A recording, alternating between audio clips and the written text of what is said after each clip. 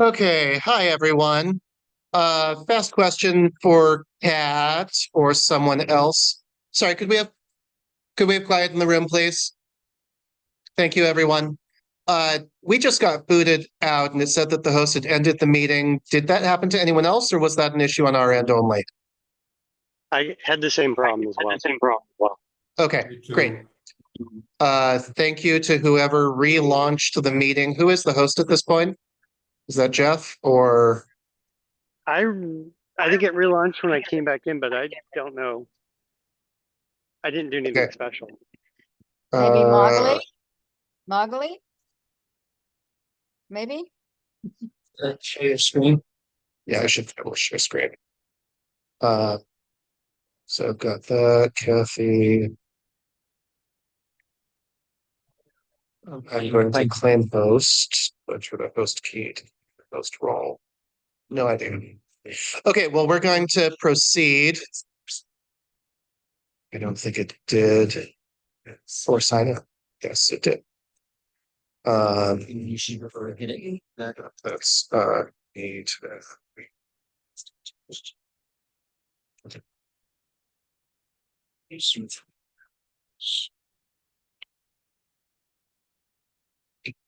Not everyone's come back online. Not surprising. Yeah, that's the other problem.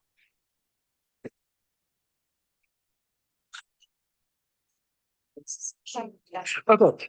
We are going to hope that we don't get kicked out again. Whoever has host. Yeah, Jeff, if you were the first person back on, if you would just please make sure that you stay on until the meeting is over, that would be awesome. Thank you Sure. all, and sorry for the issue there, whatever that was.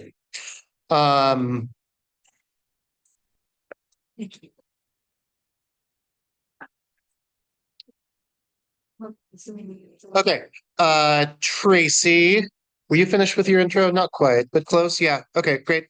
Kathleen, little introduction for yourself. How long you've been beekeeping? Anything interesting? That sort of stuff.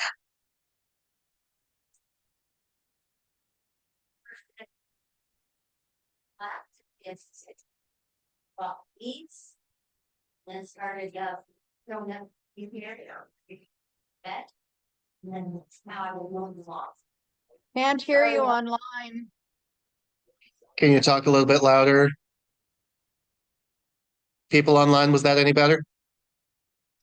We sit right around there. Yeah. Works if you don't sit right up on it. Stand by the owl. Yeah. Why don't we all panelists move a little bit close?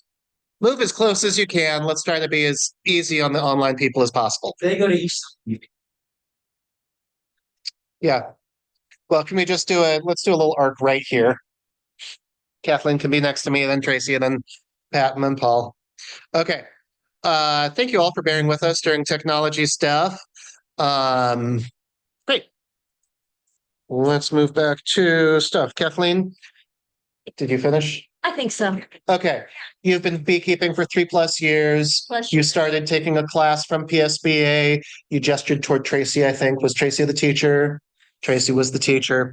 Thank you very, very, very, very much. Okay.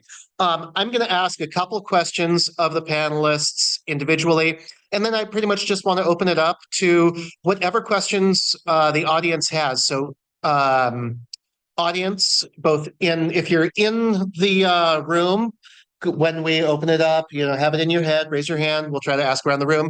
If you're online and you have a question, just go ahead and type it into chat. I'll be watching it, and we will try to answer questions.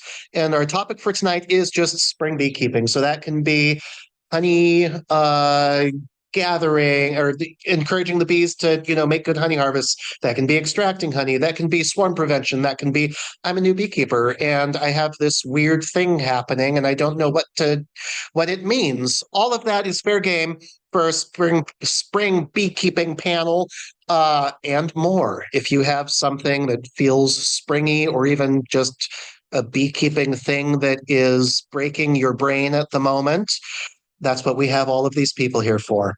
Thank y'all. I think the camera's on. Did I? Whoops. I'm Yes, having we see issues. you. Yes, the camera's on. Perfect. Thank you. Thanks for confirming, everyone. Okay. Paul and Pat. No, I'm going to start with Tracy. Tracy, as a master beekeeper, what is the most important part of spring management for the health of the colony? I think keeping them warm. So often I've worked really hard to get them raising brood, and then the weather will turn cold and the bottom half of the frames will all be dead. So I think it's super important in the spring. Keep them warm. Don't reverse your boxes too soon, and keep them warm. Okay. Bill, as a follow-up, how do you do that? So I don't take my sticky boards out. In fact, they're still in. I'm considering leaving them in all summer.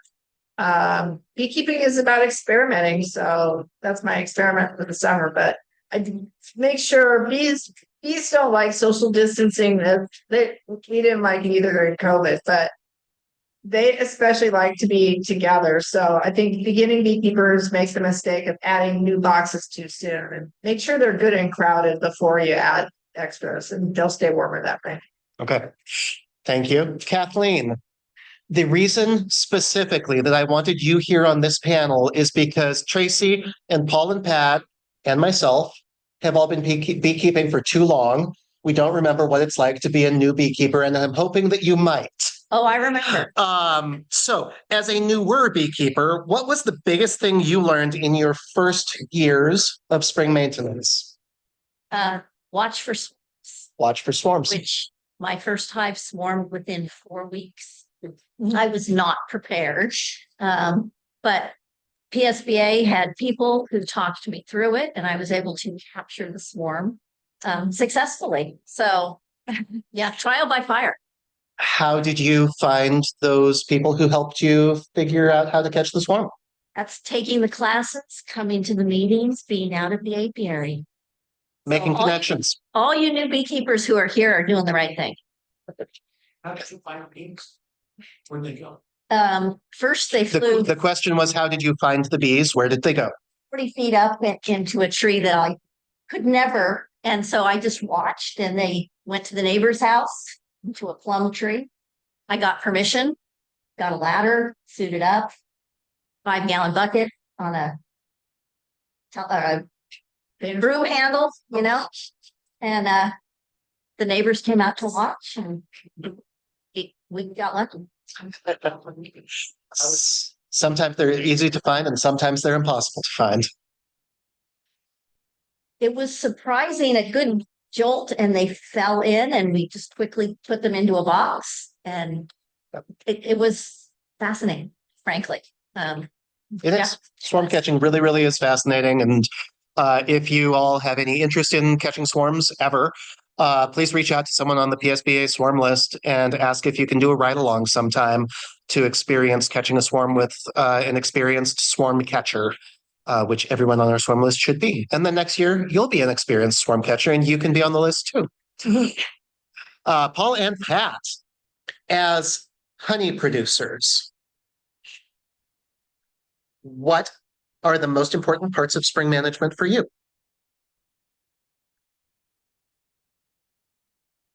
First of all, it's preventing starvation early on, making sure that the bees have enough to eat, right as they're going from winter bees to spring bees. That's when we lose a lot of hives if we're not careful. So after they've made it through that, if they have enough to eat, we've actually started slapping on the pollen patty about 6 weeks before the big leaf maple starts to bloom. So usually it's toward the end of February that we're slapping on a pound and maybe another pound of pollen patty and try and get those bees to build up to a big population. Perfect. Yeah. We have a question from Nicole. Yeah. Really question. On the pollen patties, do you take the paper off or do you leave the paper on? I'm gonna, one second. One second. Just for everyone in the room, when someone asks a question in the room, I'm going to repeat that question just to make sure that people online can hear it. So the question was, with pollen patties, do you take the wax paper off or do you leave the wax paper on? We take our hive tools for the paper. And then put it on. So both. The Hard. And that's what I figured I probably wouldn't. yes, a lot of pollen patties also have a die cut circles cut out of the wax paper. So as long as that side goes down towards the brood, that's equivalent to scoring the wax paper. But yeah, the solid side scoring, it's great. What is a pollen patty? It's something that we purchased from they have like so it makes its own. And do you use that instead of you on 1-to-1 ratio of sugar? No, You know, having the 1 spoons. So the question is, what are pollen patties for? they're a protein source for the bees raising baby bees. And it's not real pollen, it's artificial pollen. So there's soy in there, there's vitamins, minerals, honey as a binder. And the bees consume that and feed it to their baby bees, and it helps them raise their baby bees. And you put that in the very beginning, right? Early in the spring to encourage the bees to build up. We're looking forward to the big leaf maple flow. We try and anticipate when that's going to happen and think 6 weeks earlier than that, and then we're putting that pollen patty on the hive to get them to raise the baby bees. Do pollen patties need to be refrigerated? We haven't, not. I don't refrigerate my pollen patties either. Think people who keep them year over year off the freeze or If- refrigerate them. If you're storing them long term and you have the ability to freeze them, certainly they're going to keep better frozen. Talking about long-term storage, not short-term storage. But it's finished at the end of the season. But they heat it up in a couple weeks. Oh, okay. Yeah. If it's not gone in a couple weeks, it starts to mold and just, scrape it out of the hive and throw it away. I believe I saw Dawn's hand up first. So just curious, there is not. All bags with some. The question from Dawn is there a reason to not continue feeding pollen patties throughout the beekeeping season? Yes? Tracy, do you want to take that? Sure. So back up a little bit. Honeybees, as Pat mentioned, need protein and carbohydrates. So the young bees and the larvae need protein. And the older bees need the carbohydrate for the energy. That's why you need both. And so right now, in fact, the bees are really hungry. I went last week and checked, and all my bees had pollen and honey. And then I got back from a trip last night, went out to the bees this morning, and they were angry, or likely hangry. And so they had eaten through all of their pollen stores, most of them, and most of their honey stores in just the week. So Pat mentioned the key to having lots of honey is to have lots of bees, but they've got to have enough food or else they'll cannibalize the brood. And people that are new beekeepers think about adding 1-to-1 syrup, but they forget about the protein needs. And so Randy Oliver has an excellent talk there's about 100 of them on YouTube. It's called Reading the Combs. And I recommend that everybody watch that 2 or 3 times because he's got wonderful pictures. He talks about what to look for while you're doing your inspections to keep your bees from being hungry. I don't know if you mentioned this, Tracy, but I think it should make sense. Sorry, I was reading things on the computer. So if you already said this and everyone already heard this, sorry. One of the things that Randy talks about is, and I think it'll make sense to everyone, if you have malnourished bees that haven't had enough fats, proteins, and minerals in their diets when they're being raised as, little baby larva bees, those malnourished bees are not going to be healthy. They're actually going to be immune suppressed. They're not going to be developed as well. So they're going to be more vulnerable to pretty much everything that could potentially make them sick or kill them. So we want to have healthy fat bees, not malnourished sick bees. So that's another reason to feed pollen patties. Did we, and I'm sorry, Tracy, I got distracted. Did we specifically respond to should you keep feeding pollen during the summer throughout the beekeeping season? Did not answer that question, so thanks for coming back. Beekeeping is an art, and you have to watch that interface of pollen in your colony. And if there's not enough stored pollen, then yes, you do want to supplementally feed. If there's lots of pollen coming in and they have plenty of pollen in the colony, then no, you don't need it. Typically, now through the end of July, you're good, but everything around here dries up in August, and you'll notice that interface of pollen disappears. So that's when you want to, before it disappears, anticipate that and add some pollen patty back, probably in August. Thank you very much, Tracy. Bill had a question. Basement in the hive make a huge difference. I have these feeders on top of mine. It's a floating there. Not an instant any box. Yeah. It's seeing them work when I was stores was here fine. I put the pollen patty on the floater and wrap in that feeder. And you seem to get at it, sure, but there's still traces of this and then you know. Sure. Is that a big place? Any of the panelists want to take that question? The question is there a best or an appropriate or best place to put your pollen patties inside the hive? I know I have an opinion on it, but I'm not one of the panelists. Pollen Pat, Tracy, or Kathleen? I would put it right above the brood. Close to the brood. Yeah, with no barrier between it and Yeah, the brood. I've never used a float Yeah. feeder, so well, Problems with float feeder, and it doesn't have any head space. So the good patty on the top of the roof actually just being squishy. So I can go to the bottom brood box and place it there, or I chose to put it on the so they seem to get at it, but I don't really know. Tracy, do you want to? We've heard from Pat. Do you want to I weigh agree in with as well? Pat. I usually put mine right on top of the brood, but it doesn't hurt if you don't have space to put it in between your brood boxes, but you do want it close.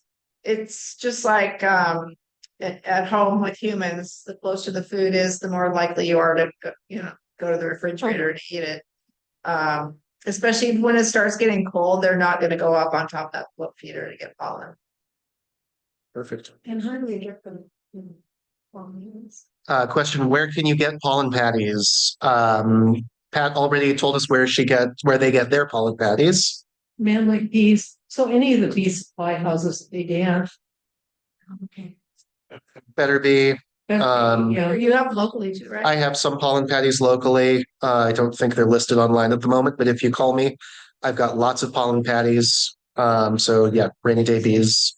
You can find my email address and my phone number or whatever. I've got lots of pollen patties here in town. Just a note on pollen patties, there is a difference. There's winter patties Mhm. that have about 5% protein and summer patties. So right now you want to make sure you're using summer patties, and you definitely do not want to use summer patties in the winter. It's too much protein. Okay, great. I'm going to move on a little bit further. Kathleen, you are the apiary manager for PSBA. And I remember that is a fairly massive leap going from like pure hobbyist to managing all of those and managing the volunteers and everything else. What have you learned from managing PSBA's apiary and working with all of the different teachers there, as well as all of the different people who are there to learn? Okay, that's a lot. I know it's a really, really big open-ended question, and you can interpret it however you want. So for me personally, getting to be the apiary manager, and it's getting to be, it makes me just chuckle that I am. I get to work with all of these people, and they handle bees differently, and they come at it with a different perspective. And I'm fortunate I get to be there every time and soak it all in. So that's my takeaway from that. The more somebody, well, I think Don Beck said, it's not how many years you've been beekeeping, it's how many hives you've been in. Is what too. I feel like I got a crash course, and I've made mistakes, and I've learned what to do better next time. Keep improving that, and we get to meet the greatest people when people come out and take classes, whether they're be interested, they don't want bees, they're just curious, or we had somebody here last time. I've been keeping bees for 10. This is the first time I've taken a class. I learned so much. So yeah, it's come on out. Follow-up question on that. As you have worked with a large number of different leaders in the apiary work parties, how similar or different are different people's styles? First off, everybody cares about doing the right thing. So everybody's starting from that place. That's where then the perspective changes a little bit. And you're a commercial beekeeper. Somebody else might be, more of a hobbyist. And there's a little bit of there's a different perspective. There's a different way that they are in the hives. And I can look at that, and anybody else who's there go like, okay, that feels comfortable to me. I'll take that piece home to my house. So.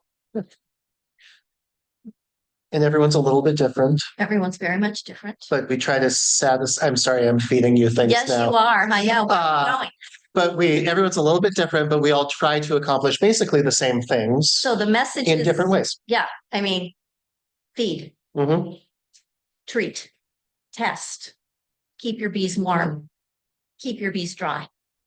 The core message is the same. It's then how it's implemented it varies from person to person, and it's interesting depending on where their hives are, makes a difference. Do we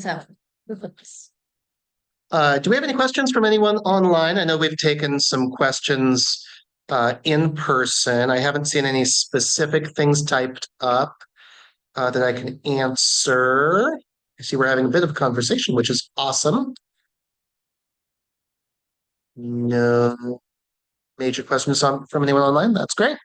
We'll just keep going. Paul and Pat, what is your favorite part of spring beekeeping? Not the most important, favorite.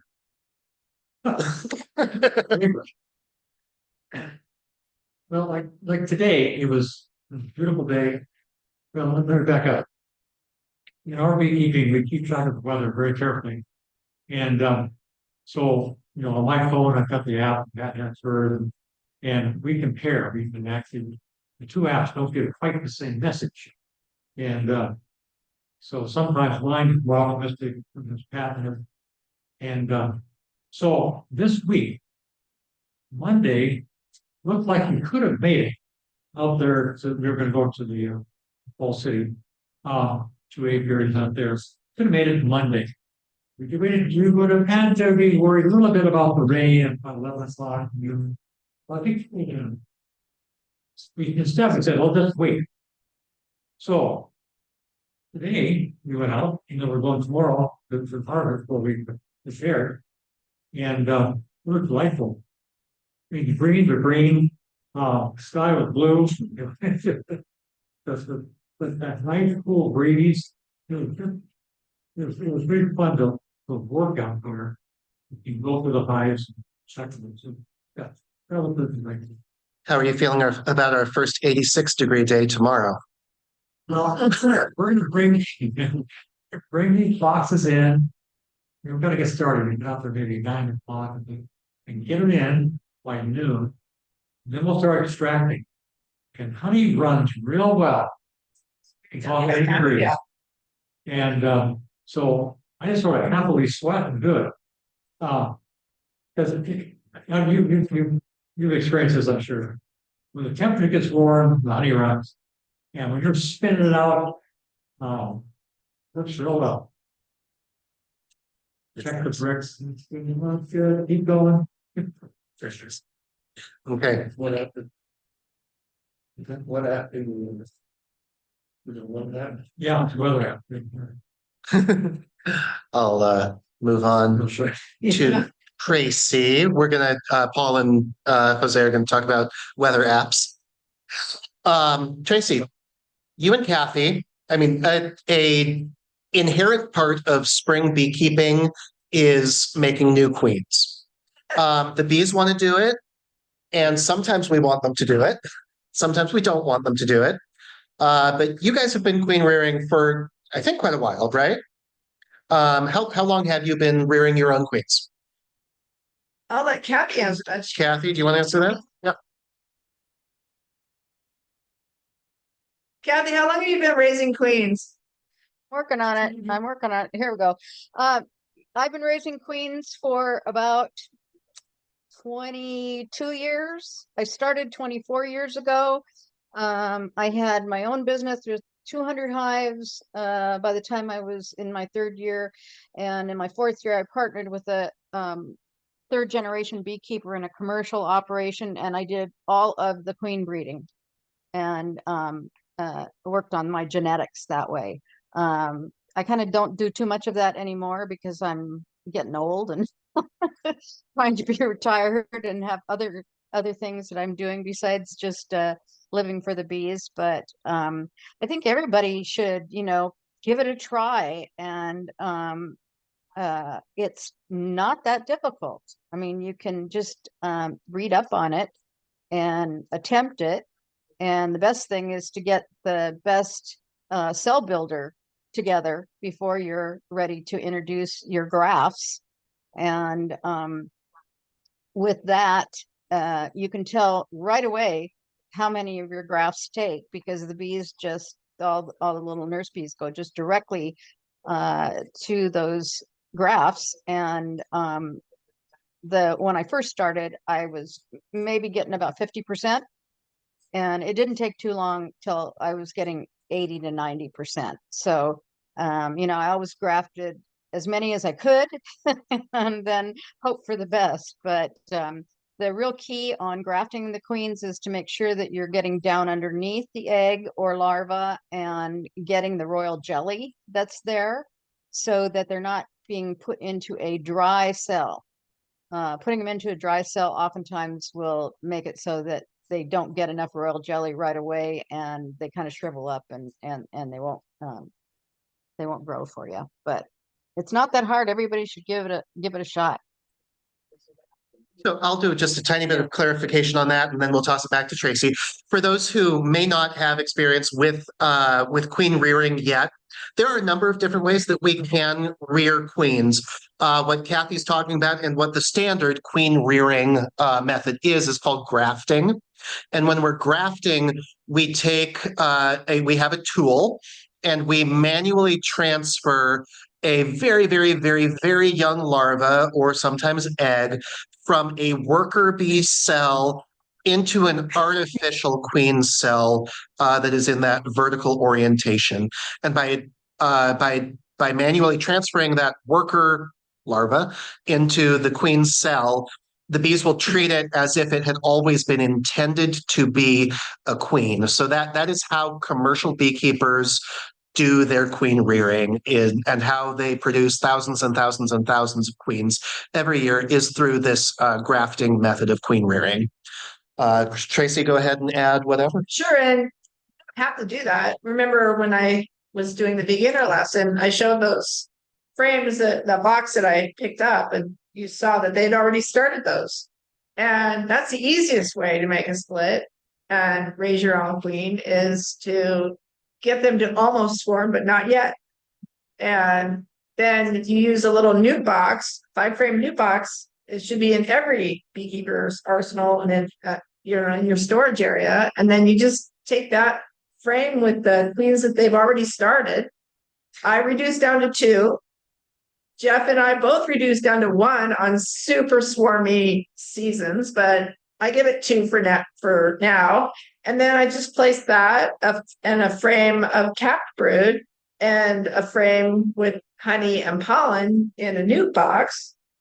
If it's a 5-frame nuke box and you put 2 empty frames in there, all the adhering nurse bees, and then voila, with a little bit of luck and some time, you'll be able to make your own queen.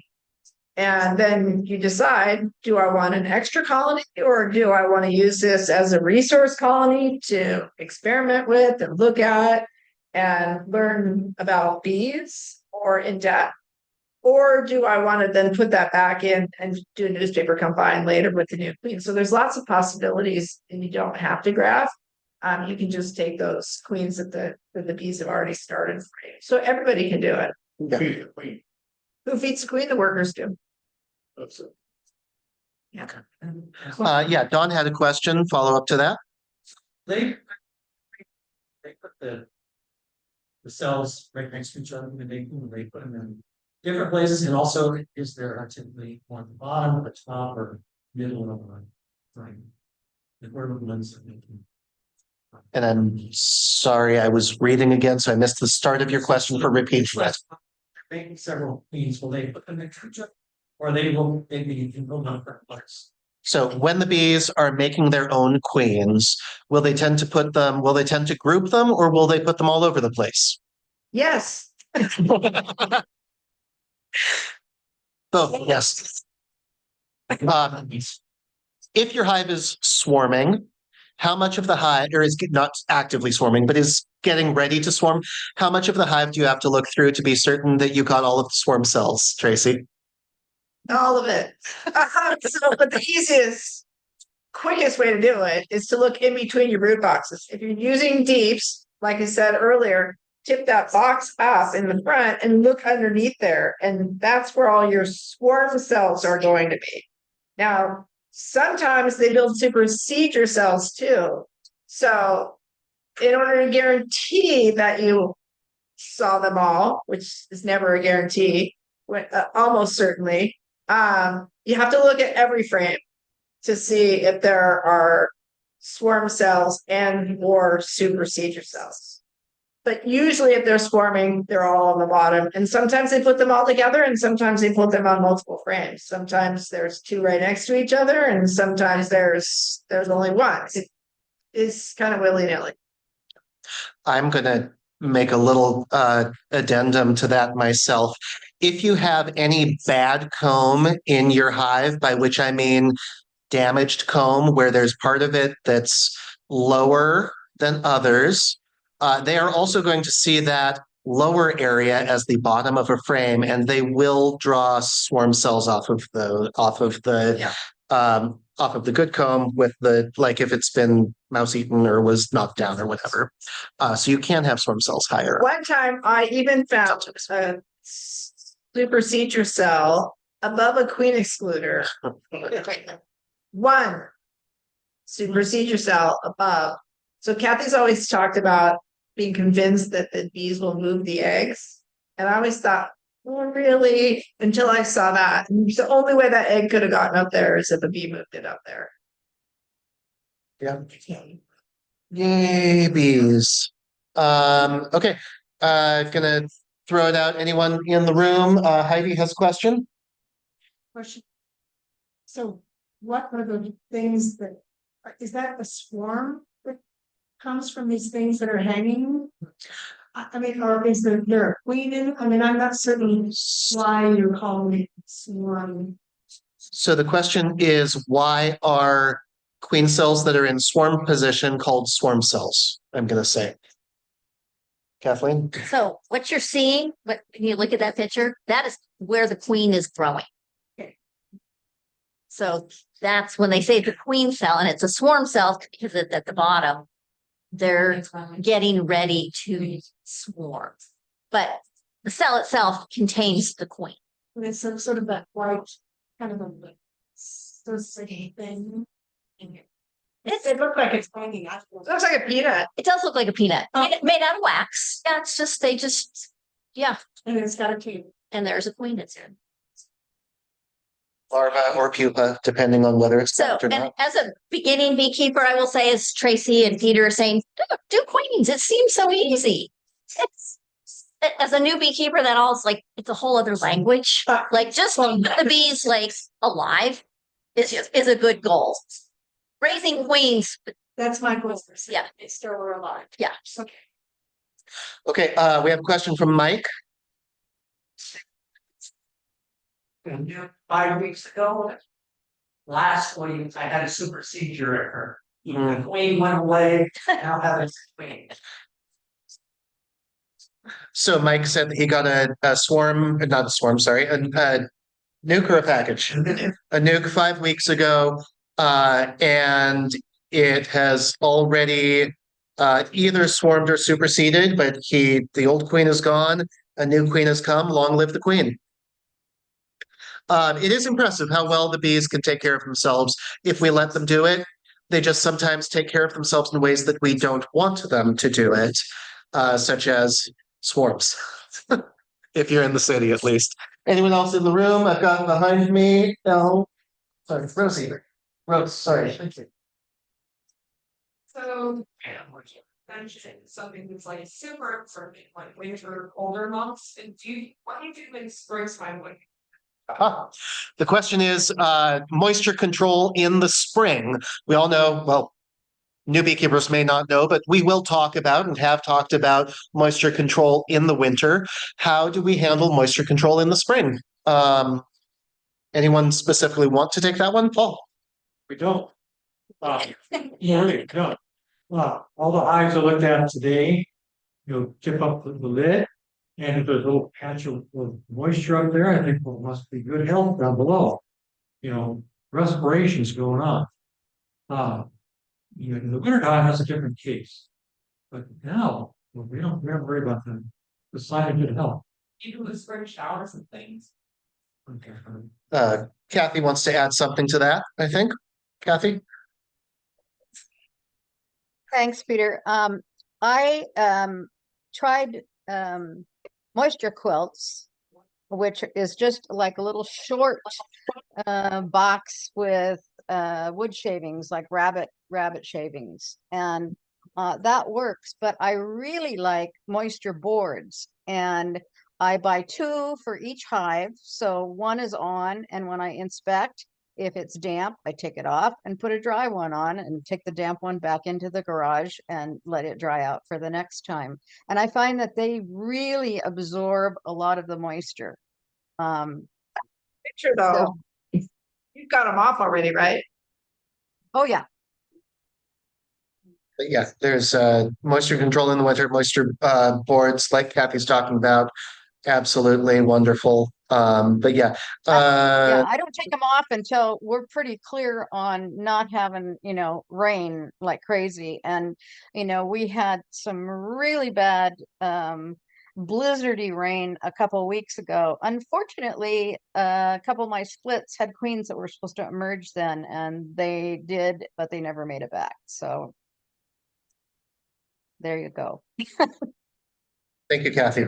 Only thing I would add to Paul's statement and Kathy's statements as far as spring moisture control is concerned from my perspective, I agree with Paul. For the most part, I don't worry about it. The only time I would be maybe concerned is if I noticed that there was water pooling inside the hive. Because that means that the hive has gotten tipped back a little bit, and rain is actually actively running into the hive, and we have wet springs. We don't. We can totally have lots of water running back, sitting in the hive throughout the spring. That's bad for your equipment, and it's bad for the bees. If you do have large amounts of water pooling inside the hive. So that's the only thing that I would personally make sure or be concerned about if I saw moisture-wise in the spring. Cool. Any questions from anyone online? I haven't seen anything. Everyone online is just super successful. Apparently, nothing ever goes wrong if you're a beekeeper online. Okay.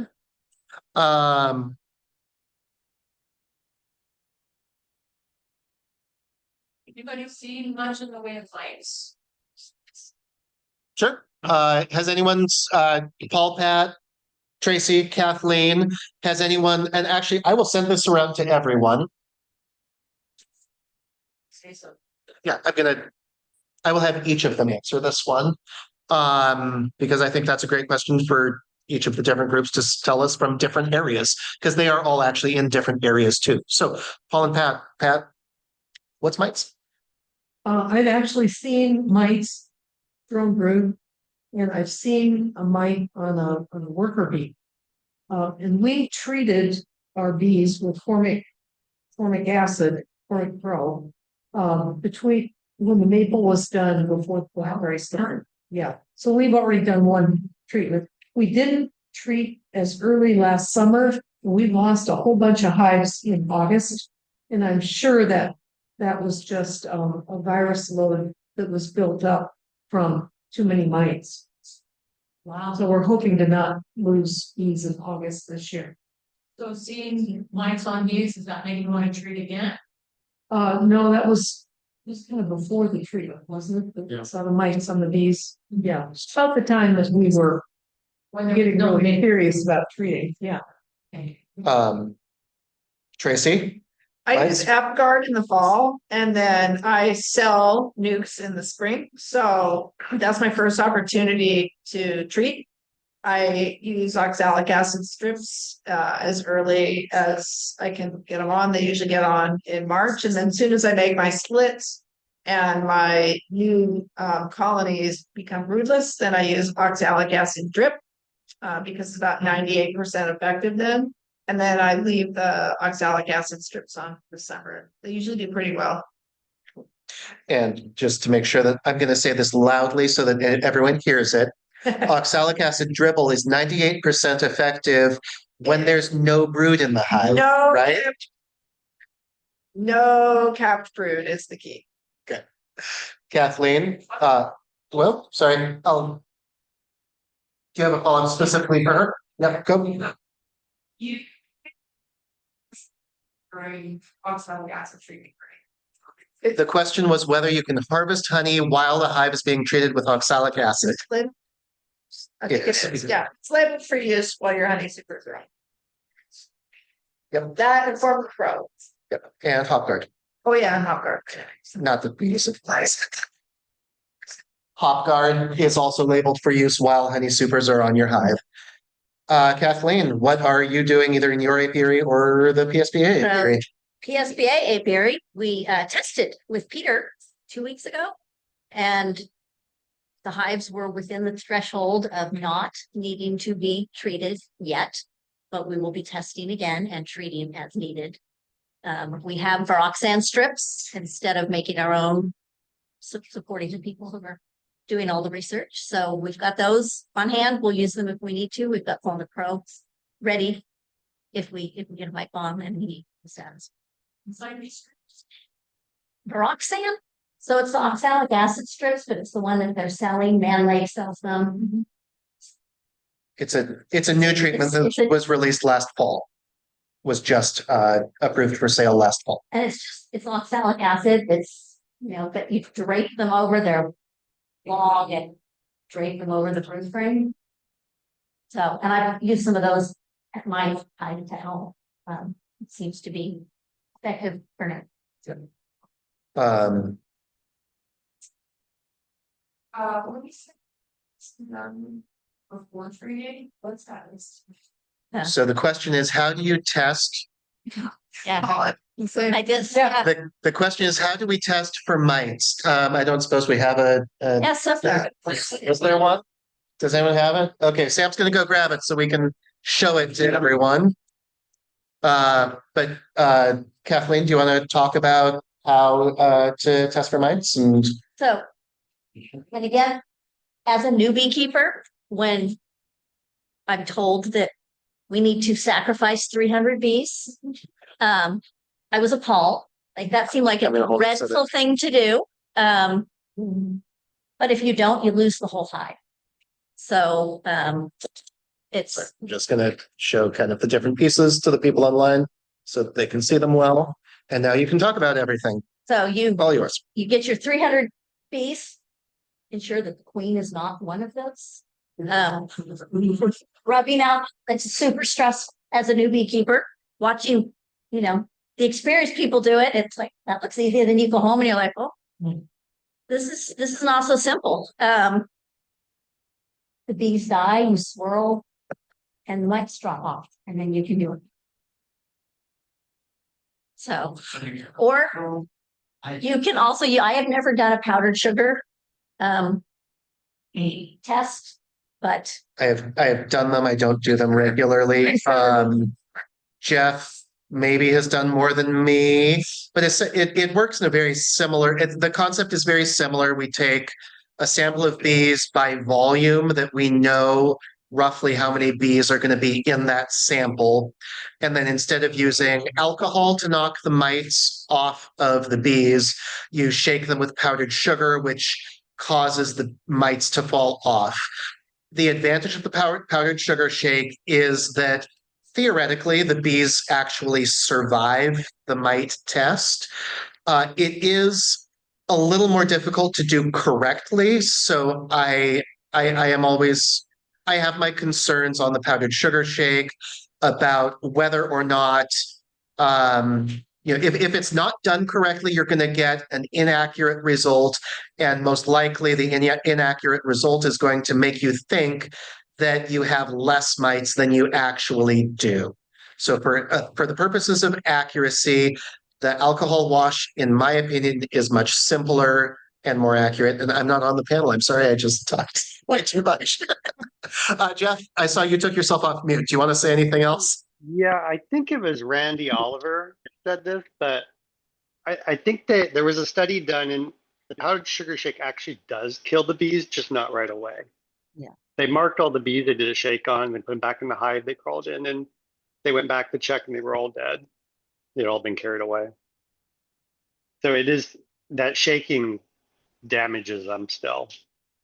Yeah. Thank you, Jeff. Really, really appreciate that. Anyone else from the panel want to talk about mite testing, different ways that you can mite test, do mite test? What thresholds maybe are important, you think are important?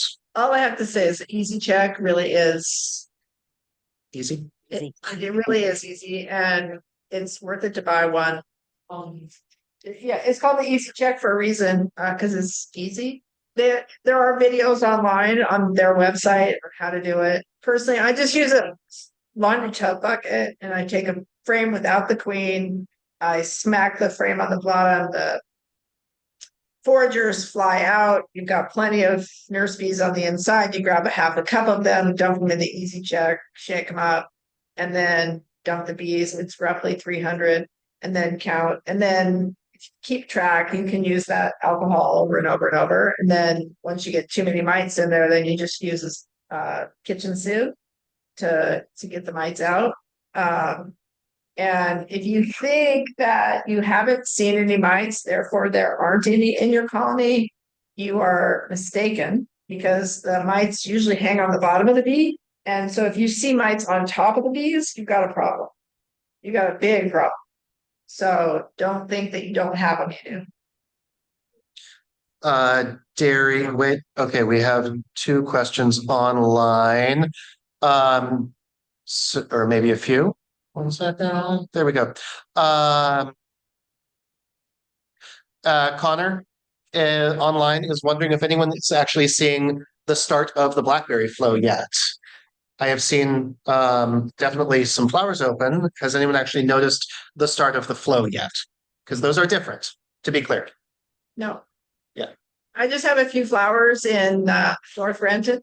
I'm usually 2 weeks behind West Seattle, and I went up to the Highlands today, Renton Highlands, and they don't even have buds there. Well, and so I haven't even seen any blackberry pollen come back yet. It's just kind of a light gray.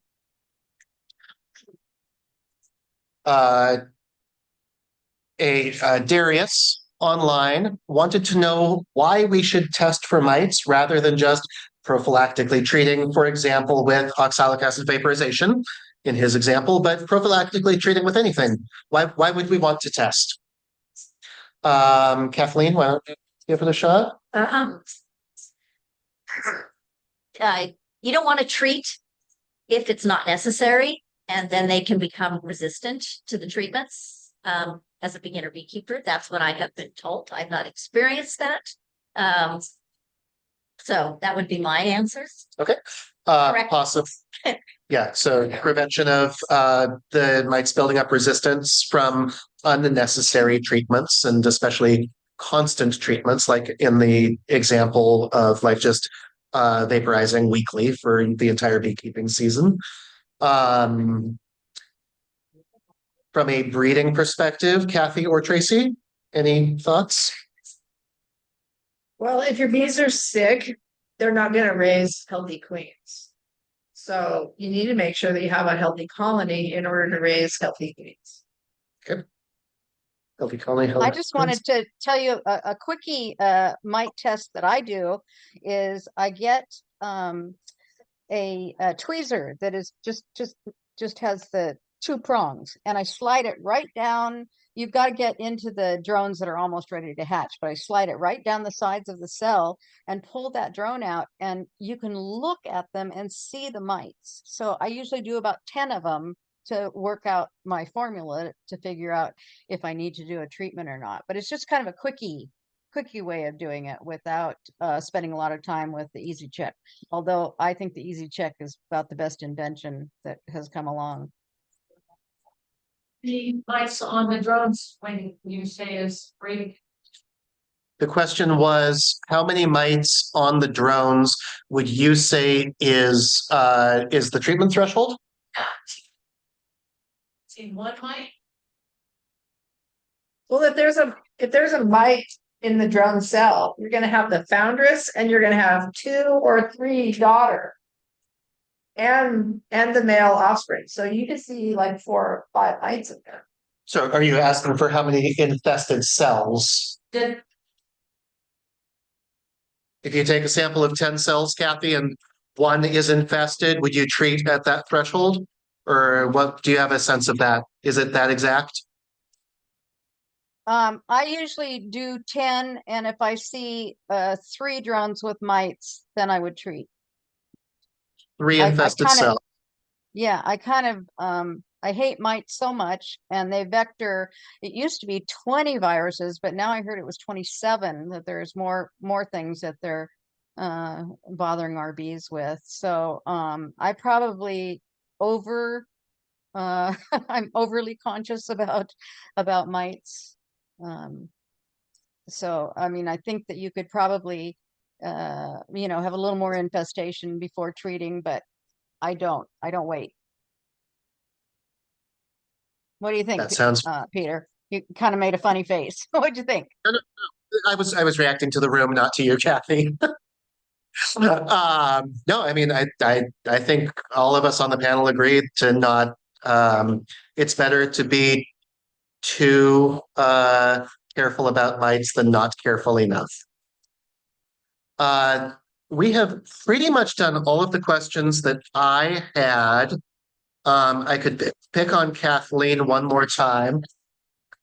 And then we'll just, we've got another 10 minutes or so.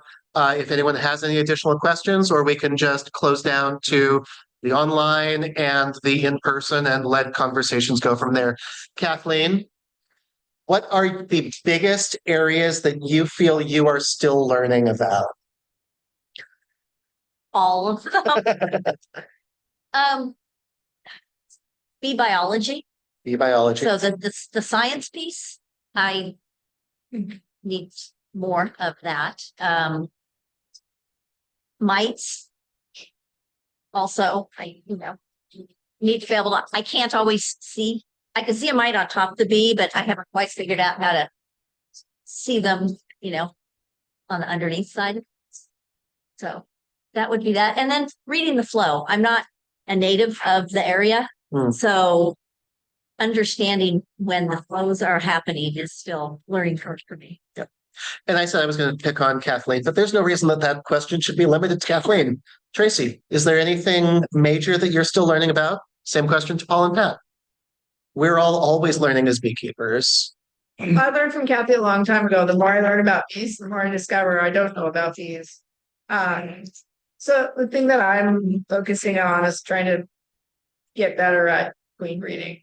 grafting, because Kathy's really good at it. I suck. Kathy said that she gets an 80 to 90% acceptance or cap rate, Kathy. Emergence rate? What's your 80 to 90%? That the larva is accepted and the bees Okay. make a queen. 80 to 90% acceptance rate. So that means that 80 to 90%, when she's at her best, of those larvae the bees actually take and they draw them out into queen cells. If you have a lower, I'm explaining this for people both in the room and online, if you have a lower acceptance rate than that, that means that the bees look at that larva and they say, nope, that larva is not going to be a queen for us. Maybe the beekeeper damaged it during grafting. Maybe it was too old. Maybe, all sorts of things could have happened. But the better you get at grafting, the higher that accepted percentage rate is, which hopefully also equals your a good capped rate.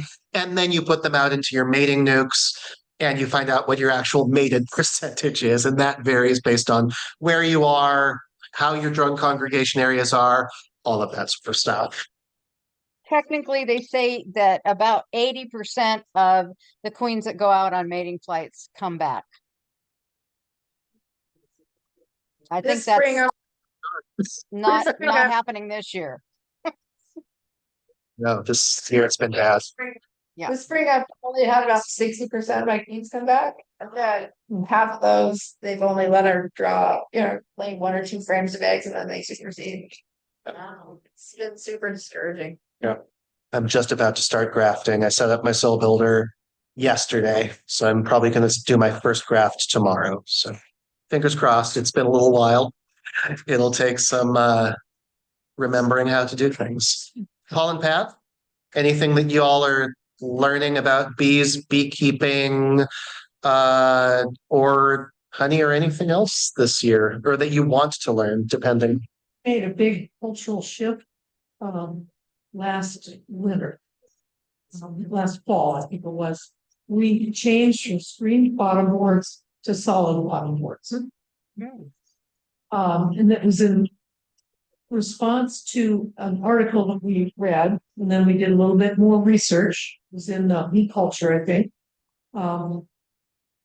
claiming that screen bottom boards actually enhance mite production rather than suppress it like it was thought that they did. So I still don't know the answer to that question, but we do have brood much closer to the bottom board now. So the bees are using more of the bottom box of the hive than they did before. So we're still learning about, this change to solid bottom boards. Thank you very much, Pat. Paul, you are a different person, so if you want to say something separate, you can. We avoided one of the questions. There's a difference because you went off. So I apologize. Two things I'm still working on. One is something similar to what you said, Tracy, about learning how to read the hive. And Randy Oliver has been mentioned here. I remember seeing Randy Oliver be able to look in a hive and say, I think the queen is on, or he did say, the queen is on that frame. You pull that frame out, and there she was. I'm not even close to it. So today, when I was we were checking all these hives for queen cells, queen caps, queen cells, and we were putting on the queen escapes and so on, so we can harvest them all. What's normal in that hive? So what I'd love to see is every scene is full of bees. And then, like you did, Tracy, tip the box up. What do the bottoms look like? Check the bottom. And when you check the bottoms, and you look the angle bit and see the brood. And then down below in the next box, you get the sun to shine in a little bit, and you see the brood. That kind of thing. So what's normal? And so that good big population and then brood in both boxes. When I say both boxes, one of the other changes we've made in the last couple of years is to go to 2 brood boxes that are medium. So that brood chamber is about this big. And then on top of that goes the finished brooder, and then the honey boxes coming from that. But that's sort of where I have been trying to understand well. So when I tip those boxes up, we can read it. When I look down, we can read it. And the message that is coming into my head is valid. That's that's one of the things about beekeeping. They really fool you sometimes. And you know, like looking down the bottom, I don't see any brood there. I got to check. So I pull a frame up, and here's some beautiful brood. But they started down, about double rows, so I couldn't see it. But the bees do that. And so that general question, what's normal? When we were going to the very beginner's class, that was one of the questions I was asking. What's normal? And many people that were the instructors just sort of chuckled. Stay with it, buddy. You'll get it. Well, I'm still trying to do it. And it's quite delightful. These old bees are very intriguing. And, quite they present quite an interesting challenge. I think I've had one quote unquote normal beekeeping season since I started beekeeping. So whenever someone tells you that this year was abnormal, they're right. But also almost no year ever will be traditionally normal. We're always learning and reacting to what we see the bees do. One thing I'd add here is in your book where you keep track of your bees, every day you put the date in here and how you designate your hives and what your comments are. Keep track of what's blooming. Like we've been talking today about blackberry, and Tracy's comment about 2 different locations near her, very different, but keep track of what. And at the CUH, it's the Center for Urban Horticulture. When back in the days when there was a bee club, University of Washington, the guy that led that, we would communicate with each other. Did you see the first blossom? You're all looking for blackberry. We saw it. I saw it. It was over like this, wherever it was. And so we keep track of this kind of stuff. For example, for a beekeeper on the silo, because he brings hives to the Silicon Valley, and so I send him pictures. And lo and behold, here he was today. When we were leaving Folsom, there was a big truck. Yeah, 4 times. Yeah, this big operation.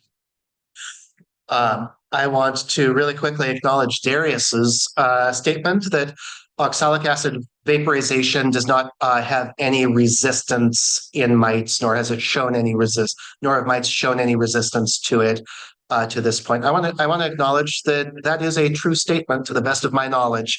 However, every researcher that I have ever talked to has always said, although the natural insecticides such as oxalic acid, such as thymol, such as formic acid, all of these tend to work on multiple pressure points, we'll say, on the bee. So whereas a synthetic miticide is going to target one protein and just kill the mites through that one protein, the naturals, because these plants have been developing it, they have multiple pressure points on the mite that they target. So it's killing the mites in multiple ways. This makes it much, much, much more difficult for mites or anything to adapt to these miticides, these pesticides. Every researcher I have ever talked to about this has also said, absolutely do not bet against evolution. Absolutely do not bet against evolution. If we end up depending on just one treatment, eventually it is going to fail us, no matter what its origin is. Use good IPM, rotate your treatments. Don't just depend on one compound. Or eventually evolution is going to get the best of us, as it has with all of the synthetics. It'll just take longer and be slower. Okay, Kathy, you still have your hand raised. Did you want to add one more thing before we pick? Go ahead. Yeah, I wanted to tell you about a little test that I did for keeping my hives warm. 18 inches from the ground up is the coldest part of the weather. And so I cut rigid insulation and put a piece the size of the beehive under each hive, and I had a much better overwinter after I did that. Just a little tip. Thank you Thanks, so much, Peter. Kathy. Really, really appreciate it. Everyone, oh, wait, did you have a follow-up? Was that under the bottom board that you added that? Or where did you add that insulation, Kathy? Just on the hive stands that I have, I just put the piece of insulation and then I put the whole hive on top of that. And I have some screen bottom boards and I have some solid bottom boards, and both of them did much better. Thank you so much. Okay, we are, I think, unless there's anyone else online who has a pressing question for the panelists, I'm going to go ahead and mute and turn off the room. And everyone who's online, if you want to keep chatting, please feel free to keep chatting. If you're in the room, we've still got the room for a long time. So talk amongst yourselves, ask questions of the panelists, ask questions of officers, trustees, whatever. Thank you all so much for coming, and look forward to seeing you in another month, right here, same time, same place. Thank you all.